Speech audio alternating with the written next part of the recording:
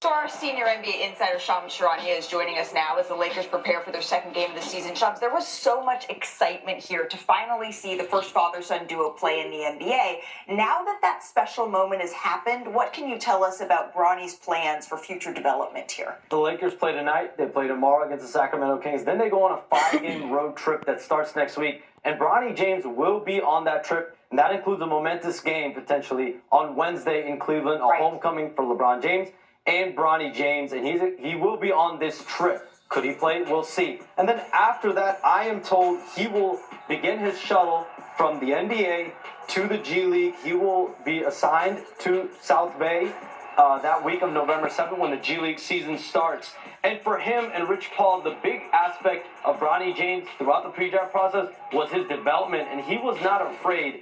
They welcomed going to the G League. That was a part of it. The big question was it going to be a two-way contract or a guaranteed deal? He gets that 4-year contract, 3 of those years guaranteed. And Malik, I've done some digging on his marketing. This is someone that if he wanted to, let's say he doesn't want to play basketball, he could make more money off his off-court deals in marketing and just be an influencer. But he wants to be an NBA player, and this G League path is a part of that. It's something LeBron, we've heard him talk about, Bronny talk about, JJ Redick talk about the importance of this for Bronny James, and now we're going to see when the G League season starts. The South Bay Lakers' first game is November 9th. Bronny James will be going back and forth. All right, Shams, thank you for that. Can we bop around some news around the league a little bit here? Let's go to New Orleans. DeJounte Murray, he fractured his hand here in his debut. What's the timeline for the newest Pelicans return? DeJounte Murray had surgery this morning in New York. I'm told he will be out 4 to 6 weeks with this fractured hand, and this is just a devastating blow so early in the season. That's not good for New Orleans. They've developed a great chemistry so far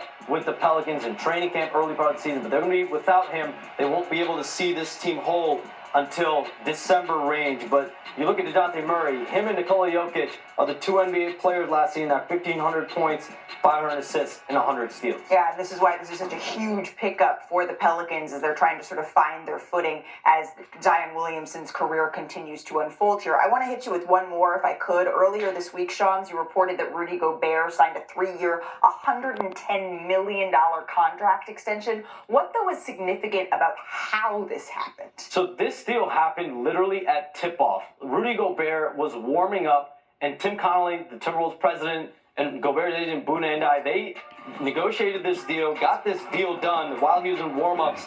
And I'm told Tim Connolly went to Rudy Gobert with 10 minutes on the clock before the game to shake his hand on an agreement. And a lot of this is, at the end of the day, Rudy Gobert took less money next season, from $47 million on his contract to about $36. So he sacrificed a little bit next year, and a lot of that was because they have Julius Randle and Naz Reid with player options next season. Those two players will be in line for significant contracts on their next deal.